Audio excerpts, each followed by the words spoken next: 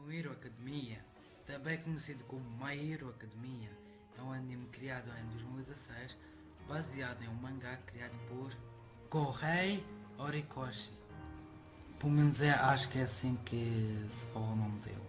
Nesse universo, 80% da população mundial tem algum tipo de singularidade, que é o que nós chamamos de superpoderes.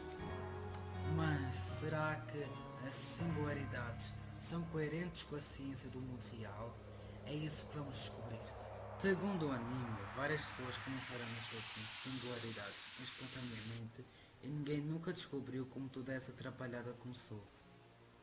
Imaginemos que uma cadela dá luz a uma ninhada de 3 cães. E surpresa, um deles nasceu com um olho a mais. Isso se chama mutação, que é quando um ser vivo tem parte do seu código genético modificado, fazendo ele nascer diferente dos demais. Então está mais do que óbvio que a origem dessas habilidades especiais do anime é a mutação. O grande mistério está na causa dessas mutações. Não é possível que tantas mutações apareçam dessa forma naturalmente.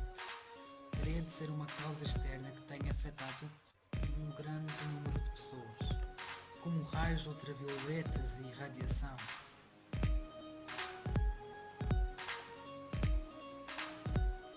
Como já falei sobre a origem das singularidades, vou falar sobre uma em específico. Vamos começar pelo One for All.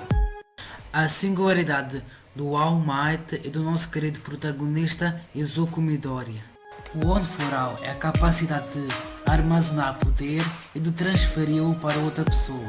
O usuário que recebeu o poder é sempre mais forte que a pessoa que lhe passou o tal poder. Quando eu vi esse poder pela primeira vez, eu fiquei tipo assim.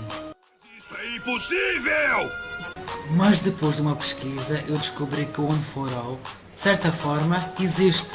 As bactérias podem transferir traços genéticos entre si usando os plasmídios.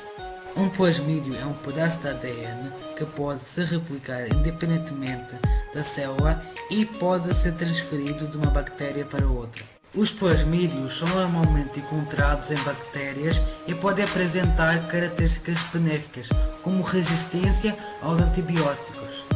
Quando um plasmídio vai de uma bactéria para outra, isso se chama transferência horizontal de genes.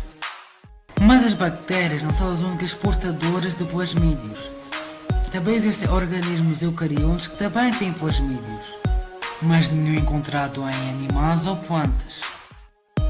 Então o One for All seria uma mutação que adicionou plasmídios ao seu primeiro portador e que, consequentemente, deu a capacidade de fazer a tal transferência horizontal de genes. Gravidade zero. A gravidade zero é a singularidade de Ochako Uraraka. Eu não vou falar como é que seria a singularidade dela na vida real, porque tal coisa é biologicamente impossível. O que eu quero falar é sobre os efeitos que ela teria no corpo humano.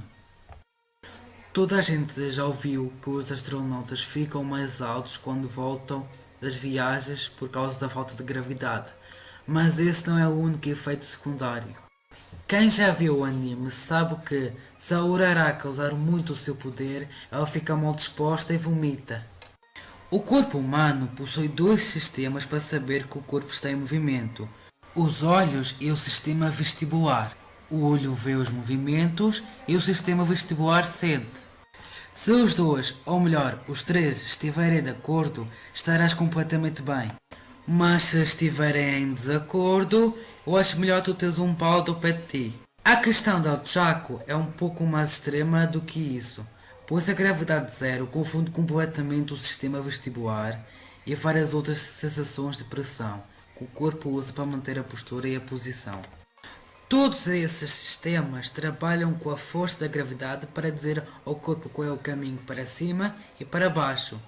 E com a ausência de gravidade, os sentidos podem mudar completamente, desorientando o corpo. Isso se chama doença de adaptação espacial. Os astronautas passam um certo tempo no espaço para poderem se adaptar a essa tal doença. Mas a Uraraka nunca usa o seu poder tempo suficiente para que isso ocorra. E pronto, já sabemos porque que ela vomita quando usa demasiado o seu poder. Apesar que esta explicação só é válida quando ela usa em si mesma. Produção de eletricidade. Essa é a singularidade de Denki Kaminari, o Pikachu humano. O sistema nervoso de todos os animais, incluindo os humanos, funciona com pequenos impulsos elétricos, que são gerados pelos próprios neurônios. E as enguias elétricas modificaram as suas células musculares para mandar essa eletricidade para fora do corpo, como se fosse uma bateria. Então o caso do Kaminari não seria algo muito diferente. As enguias são impedidas de se auto-eletrocutarem por causa de uma camada de gordura entre o cérebro e o resto do corpo, uma vez que a gordura não é um bom condutor de eletricidade. O Kaminari não deve ter isso, por isso que ele fica totalmente retardado quando usa muito o seu poder. Fone de ouvido. Já que falamos do Kaminari, nada mais justo do que falar da Kyota Jiro. Inclusive foi ela que me deu a ideia de fazer este vídeo. Ela tem esses fios nas suas orelhas que podem ser usadas para sentir vibrações em superfícies, como por exemplo as paredes. Quando eu comecei a idealizar este vídeo, eu teorizei que esses fios das orelhas dela fossem algo parecido com as antenas dos insetos. Só que eu fui pesquisar e descobri que a grande maioria dos insetos usam as antenas para cheirar e não para ouvir. Mas para minha sorte realmente existe um inseto que usa as antenas para ouvir. O mosquito. Os mosquitos usam as suas antenas para detectar os sons das fêmeas na época de acasalamento.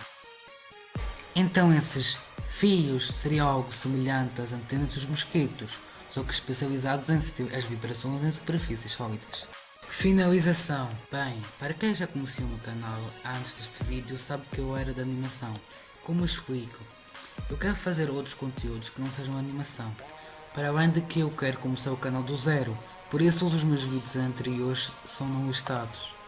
Isso não significa que deixarei de fazer animações, inclusive tenho uma planeada. Outra coisa, eu queria começar esta nova fase do canal em janeiro de 2020. Só que o computador teve problemas e só eu consegui postar agora em abril. Eu queria que este vídeo tivesse uns 10 minutos, mas também queria que este vídeo fosse postado o mais rápido possível. Por isso a Tsuyu, a Momo e o Mineta, 3 personagens que também queria abordar neste vídeo, só estarão numa possível parte 2. E mais uma coisa, eu queria dar os créditos ao Anime Science. A grande maioria das informações e explicações foram tiradas do ar. E também ao canal Will Logan, criador das músicas usadas no vídeo. Se discordas das teorias propostas no vídeo, ou tens alguma opinião de como seria a ciência de um determinado personagem para uma parte 2, faça um comentário sobre isso. Dito isso, adeus.